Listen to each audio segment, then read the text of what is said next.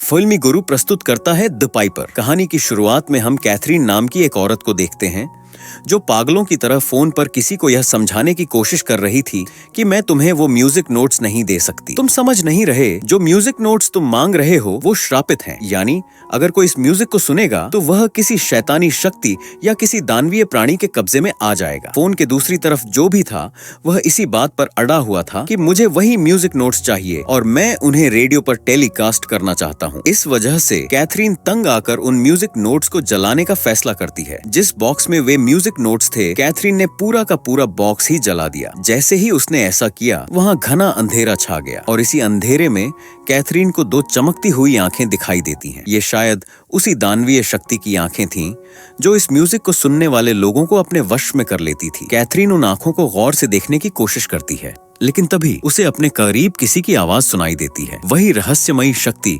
Catherine को उसी आग में गिरा देती है जिसे उसने खुद जलाया था, और वह बॉक्स जिसमें म्यूजिक नोट्स थे अपने आप बंद हो जाता है। कैथरीन के जलकर मरने के बाद तेज बारिश शुरू हो जाती है। इस बारिश की वजह से नोट्स पर लगी आग बुझ जाती है और वे म्यूजिक नोट्स भी बच जाते हैं जिन्हें कैथरीन नष्ट करना चाहती थी, लेकिन इसके बदले वह खुद ही मर गई। दृश्य कट होता है और अब हम एक ऑर्केस्ट्रा का दृश्य देखते हैं। यहीं पर हमें अपनी मुख्य पात्र मेलोडी भी दिखाई देती है। हमें पता चलता है कि ऑर्केस्ट्रा का मालिक वही व्यक्ति है जो कैथरीन का दोस्त था और जिसने म्यूजिक नोट्स मांगे थे ताकि वह उन्हें अपनी रेडियो टेलीकास्ट पर बजा सके। कैथरीन ने उसे लाख समझाने की कोशिश की, लेकिन वह नहीं माना। लेकिन अब कैथरीन की मौत के बाद उसे अपना प्लान बदलना पड़ा। उसे अब रेडियो टेलीकास्ट के लिए एक नया म्यूजिक तैयार करना था, जिसके लिए उसके ऑर्केस्ट्रा के सभी संगीतकार कड़ी मेहनत कर रहे थे। सभी लोगों के वहां से चले जाने के बाद मेलोडी अपने बॉस के पास आती है। उसने खुद कुछ म्यूजिक नोट्स तैयार किए थे जिन्हें वह अपने बॉस को दिखाना चाहती थी और चाहती थी कि उन्हीं नोट्स का संगीत रेडियो पर टेलीकास्ट किया जाए। लेकिन उसके बॉस को उसका संगीत बेकार लगता है। बॉस उसे बताता है कि उसने उसके सहकर्मी के म्यूजिक नोट्स को स्वीकार कर लिया है। ये सुनकर मेलोडी उदास हो जाती है। दृश्य कट होता है और अब हम मेलोडी की बेटी जोई को देखते हैं, जिसे सुनने में थोड़ी समस्या थी। मेलोडी ने उससे वादा किया था कि वह किसी अच्छे डॉक्टर से उसका इलाज करवाएगी, लेकिन दिक्कत यह थी कि मेलोडी के पास इतने पैसे नहीं थे। इसीलिए वह दिन रात अपने म्यूजिक नोट्स पर काम कर रही थी ताकि उसका बॉस उसे स्वीकार कर ले और उसे थोड़ा बोनस मिल सके। इस समय भी वह अपने बॉस से यही बात करने आई थी, लेकिन उसके नोट्स स्वीकार करने के बजाय बॉस उसे बताता है कि वह रेडियो टेलीकास्ट में कैथरीन के बनाए हुए म्यूजिक नोट्स का उपयोग करना चाहता था। लेकिन अब कैथरीन के मरने के बाद वह मजबूर हो गया था। मेलोडी यह मौका नहीं गंवाना चाहती थी, इसीलिए वह अपने बॉस से कहती है, मैं कैथरीन के नोट्स ढूंढ कर ला सकती हूँ क्योंकि कैथरीन मेरी टीचर थी और मैं जानती हूँ कि वह अपने नोट्स कहाँ रखती थी। इसके बाद मेलोडी कैथरीन के घर जाती है, जहाँ उसे कैथरीन की बहन मिलती है। जब मेलोडी उसे बताती है कि वह कैथरीन के म्यूजिक नोट्स सुनने आई है, तो कैथरीन की बहन उसे घर में नहीं आने देती क्योंकि कैथरीन ने कहा था कि मेरे म्यूजिक नोट्स किसी को नहीं मिलने चाहिए। मजबूर होकर मेलोडी अपनी कार में जाकर बैठ जाती है, लेकिन वह अपने मिशन से पीछे नहीं हट सकती थी। उसे किसी भी हालत में वे नोट्स चाहिए थे, इसलिए वह चोरी छिपे पीछे के दरवाजे से कैथरीन के घर में घुस जाती है ताकि वह म्यूजिक नोट्स चुरा सके। वह स्टोर रूम में पहुंचती है जहां कैथरीन अपने म्यूजिक नोट्स रखा करती थी। वहां उसे शीशे में किसी की परछाई नजर आती है। परछाई को नजरअंदाज करते हुए मेलोडी अपने काम में लग जाती है और उसे वे म्यूजिक नोट्स मिल जाते हैं जिनकी उसके बॉस को जरूरत थी और जिन्हें कैथरीन जलाना चाहती थी। इन म्यूजिक नोट्स के साथ दो रिकॉर्डर भी थे जिनमें इन नोट्स की ध्वनियां हैं रिकॉर्ड थीं। जब मेलोडी इस म्यूजिक को सुनती है तो अचानक वहां अंधेरा छा जाता है। उसकी आंखें चमकने लगती हैं और उसे अजीबोगरीब दृश्य दिखने लगते हैं। अपने एक दृष्टि में वह एक लड़की को झील में डूबते हुए देखती है। इससे पहले कि वह इस दृश्य में पूरी तरह खो जाती, अचानक एक कौवा खिड़की से टकराता है और उसकी आवाज सुनकर वह होश में आ जाती है। बिना वक्त गंवाए वह भागते हुए उस बॉक्स को उठाकर अपनी कार के पास ले आती है। वह यहाँ से तुरंत जाना चाहती थी, पर उसे पता चलता है कि वह कार की चाबी अंदर ही भूल आई है।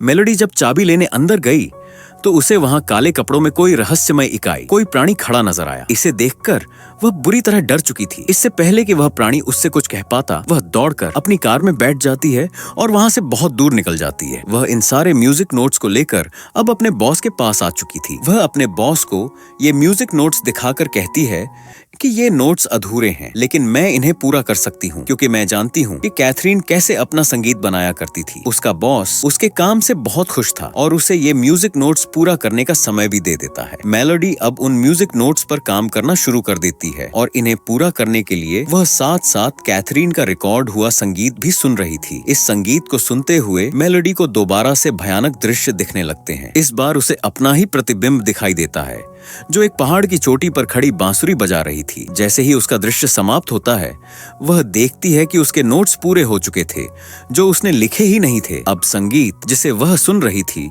उसके अंत में किसी की शैतानी आवाज सुनाई देती है जो उसे सोच में डाल देती है। यह क्या है, कौन है और क्या बोल रहा है? इन्हीं सवालों के जवाब के लिए वह अपने एक दोस्त के पास जाती है जो एक डिजिटल ऑडियो स्टेशन पर काम करता था। वह संगीत के आखिरी हिस्से में आने वाली इस आवाज को अपने सिस्टम से साफ कर सकता था। उस आदमी ने मेलोडी को बताया कि यह संगीत सबसे अलग है। कैथरीन ने इसे उल्टे तरीके से डिजाइन किया है और यह उसने अच्छा नहीं किया। उसका दोस्त उसे बताता है कि पुराने जमाने में यह माना जाता था कि संगीत को उल्टा पलटकर बजाने से बुरी शक्तियों को बुलाया जा सकता था और ऐसा करके लोग काला जादू किया करते थे। मेलोडी उसकी बातों पर विश्वास नहीं करती और कहती है, तुम बस अपना काम करो। दृश्य कट होता है और अब हम मेलोडी के घर का दृश्य देखते हैं जहाँ उसकी बेटी और उसका एक दोस्त था। जोई का दोस्त वहाँ कैथरीन का संगीत सुनता है और फिर जोई को बताता है, पता नहीं क्यों यह सुनते हुए मुझे अजीबोगरीब चीजें दिखाई देती हैं, जैसे कोई बुरी आत्मा। लेकिन ये दोनों इस बात पर ज्यादा ध्यान नहीं देते और दोबारा खेलने लग जाते हैं। खेलते हुए उस लड़के को अपने करीब एक गेंद नजर आती है। नजर उठाकर जैसे ही वह गेंद के पीछे देखता है, वहाँ एक डरावना शैतान खड़ा था, काले कपड़ों में लिपटा हुआ। इसे देखकर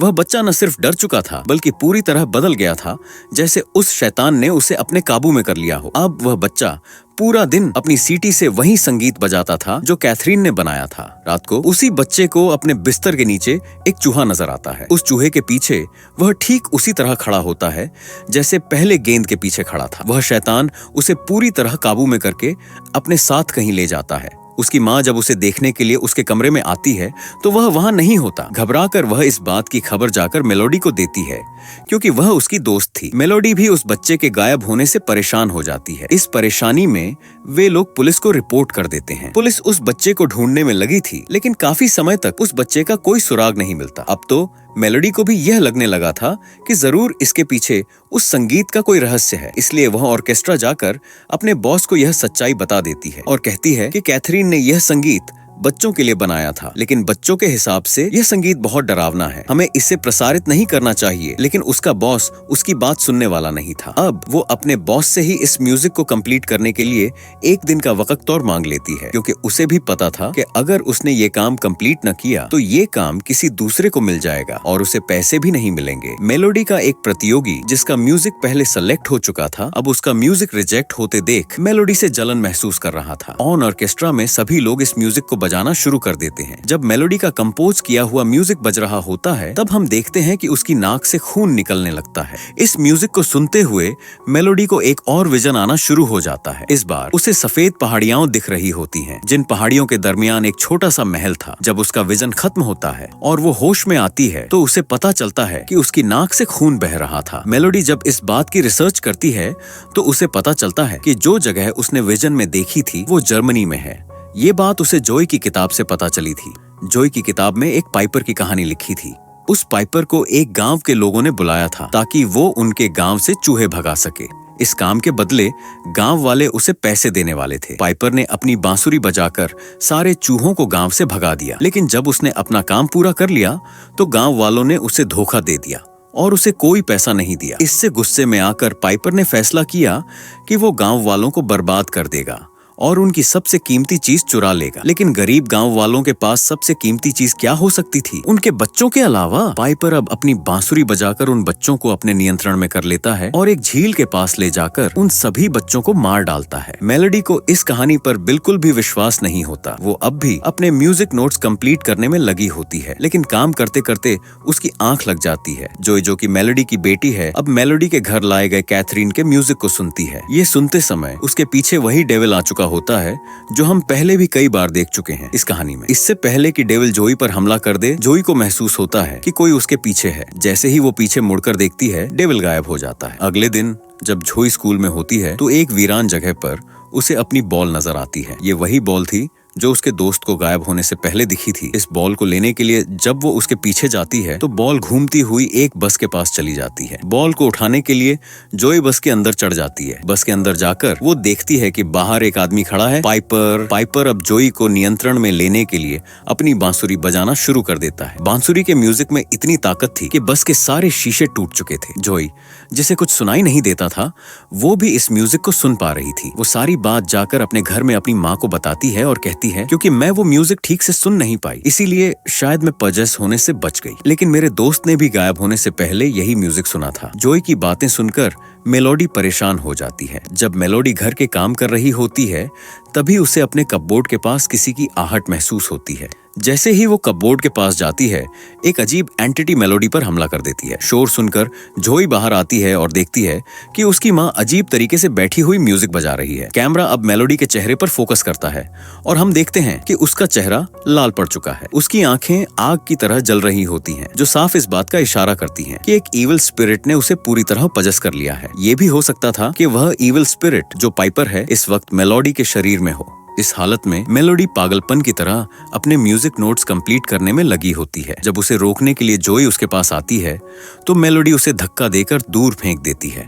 जोई डर जाती है, लेकिन अपनी माँ को बचाने के लिए वो उसके सामने पड़े सभी म्यूजिक नोट्स फाड़ देती है। जैसे ही ये होता है, मेलोडी होश में आ जाती है। सीन ऑर्केस्ट्रा में शिफ्ट होता है, जहां मेलोडी का बॉस उसके म्यूजिक को पूरा न करने पर गुस्सा होता है। तभी मेलोडी का एक सहयोगी अपने बॉस से कहता है, म्यूजिक तो मैं भी पूरा कर सकता हूँ, मुझे थोड़ा सा समय दीजिए। ये लोग अभी बात कर ही रहे होते हैं कि मेलोडी वहाँ भागती हुई आती है और उनसे कहती है, नहीं ऐसा मत करो, ये म्यूजिक कोई आम म्यूजिक नहीं है। मेलोडी उन दोनों को बताती है कि ये म्यूजिक नोट्स कैथरीन ने नहीं लिखे, बल्कि किसी बुरी आत्मा ने लिखे हैं। अगर यह म्यूजिक पूरा किया गया तो कुछ बहुत बुरा हो सकता है। लेकिन दोनों उसकी बात नहीं मानते। उसका सहयोगी अपने बॉस से कहता है, मैंने इसकी एंडिंग भी पूरी कर दी है और रेडियो टेलीकास्ट पर हम यही म्यूजिक बजाएंगे। मेलोडी बार बार मना करती है, लेकिन गुस्से में आकर उसका बॉस उसे ऑर्केस्ट्रा से निकाल देता है। जब मेलोडी वहां से जाने लगती है तब अचानक देखती है कि उसकी दोस्त, जो उसकी पड़ोसी भी थी, ऑर्केस्ट्रा की ऊंची बिल्डिंग से नीचे कूद रही है, क्योंकि उसने एक विजन में देखा था कि उसका बेटा जो गायब हो गया था वहीं से नीचे झील में कूद रहा है और उसे बचाने के लिए उसने भी छलांग लगा दी। लेकिन असल में यह सब पाइपर की वजह से हो रहा था। पाइपर ने उस लड़की को अपने वश में कर लिया था। वहां नीचे कोई झील नहीं थी और वह सीधे ऑर्केस्ट्रा की कुर्सियों के पास जाकर गिरती है। पाइपर उसे इतनी आसानी से काबू कर सका क्योंकि वहां उसके लिखे म्यूजिक नोट्स बज रहे थे। मेलोडी तुरंत उस लड़की के पास जाती है और सभी संगीतकारों से मदद करने को कहती है, लेकिन कोई भी उसकी मदद नहीं करता क्योंकि सभी पाइपर के म्यूजिक में खो चुके होते हैं। मेलोडी फिर अपने एक दोस्त के पास जाती है जिसके पास कैथरीन द्वारा रिकॉर्ड किया गया म्यूजिक होता है। उस रिकॉर्डिंग के आखिरी हिस्से में एक अजीब आवाज भी रिकॉर्ड हुई थी। मेलोडी का दोस्त उस आवाज को साफ करता है। यह आवाज इतालवी भाषा में होती है जिसमें कहा जा रहा होता है, खून खराबा ही मेरी जिंदगी है। यह सुनकर मेलोडी और भी ज्यादा डर जाती है। वह अपने दोस्त से कहती है, तुम दोबारा इस म्यूजिक को बिल्कुल मत सुनना। यह कहकर वह कैथरीन के घर पहुंचती है क्योंकि अब उसे यह बात समझ आ चुकी थी कि पाइपर, जो यहाँ सभी को नुकसान पहुंचा रहा है, पहले कैथरीन के जरिए अपने म्यूजिक नोट्स पूरे करवाना चाहता था। फिर उसने मेलोडी और ऑर्केस्ट्रा वालों को निशाना बनाया। मेलोडी को यह भी समझ आ गया था कि कैथरीन ने जरूर कुछ ऐसे नोट्स भी लिखे होंगे जो इस बुरी धुन का प्रतिरोध कर सकते हैं, यानी वह म्यूजिक जो पाइपर को रोक सके। इधर जोई, जो पाइपर से जुड़ी किताब पढ़ रही थी, उसमें लिखा था कि गाँव वालों ने पाइपर को मार दिया था, लेकिन पाइपर ने कहा था कि जब तक उसका म्यूजिक जिंदा है वह बच्चों को वश में करता रहेगा। यह पढ़ते ही पाइपर वहां आकर जोई को अपने वश में कर लेता है और उसे अपने साथ ले जाता है। उधर मेलोडी का दोस्त मेलोडी के मना करने के बावजूद भी दोबारा उस म्यूजिक को सुनकर उसके दूसरे हिस्से का अनुवाद करने में सफल हो जाता है, जिसका मतलब था, जो भी मेरे जाल से बच निकलेगा उसे मैं दोबारा अपना बदला लेने आऊंगा। मेलोडी, जो कैथरीन के घर पाइपर को रोकने वाले म्यूजिक नोट्स लेने आई थी, वहाँ उसे कैथरीन की बहन मिलती है। वह उससे कहती है, तुम्हें क्या लगता है कि तुम वह काम कर लोगी जो कैथरीन पिछले 50 सालों से नहीं कर पाई? मेरी मानो तो दूर रहो इस सब से, वरना तुम्हारा भी वही हाल होगा जो कैथरीन का हुआ। मेलोडी उसकी बातों पर ध्यान नहीं देती और म्यूजिक नोट्स ढूंढने लग जाती है। उसे वॉलपेपर के पीछे कई सारे म्यूजिक नोट्स मिल जाते हैं। ये नोट्स देखकर मेलोडी को एक नई उम्मीद मिलती है, लेकिन कैथरीन की बहन उससे यह भी बताती है कि पाइपर के म्यूजिक नोट्स का कोई तोड़ नहीं। अगर तुम्हें पाइपर का म्यूजिक सुनाई देता है तो इसका मतलब वह तुम्हें पूरी तरह पजेस कर चुका है। पाइपर ने कैथरीन को भी पजेस कर लिया था, लेकिन पजेशन के बावजूद भी कैथरीन उसके म्यूजिक का तोड़ ढूंढने की कोशिश करती रही। इसी वजह से उसकी पूरी जिंदगी बर्बाद हो गई। वह मेलोडी को चेतावनी देती है, तुम्हारी भी जिंदगी तबाह हो जाएगी, इस सबसे दूर रहो। लेकिन मेलोडी फिर भी इस औरत की बात नहीं मानती और दीवार पर लिखे म्यूजिक नोट्स लेकर अपने दोस्त के पास चली जाती है। जब वह वहां पहुंचती है तो देखती है कि उसके दोस्त को भी पाइपर ने पजेस कर लिया है। उसके नाक से खून बह रहा था और वह अपने कानों पर हमला करके खुद को जख्मी कर रहा था, लेकिन मेलोडी उसे बचा लेती है। इस दौरान ऑर्केस्ट्रा के अंदर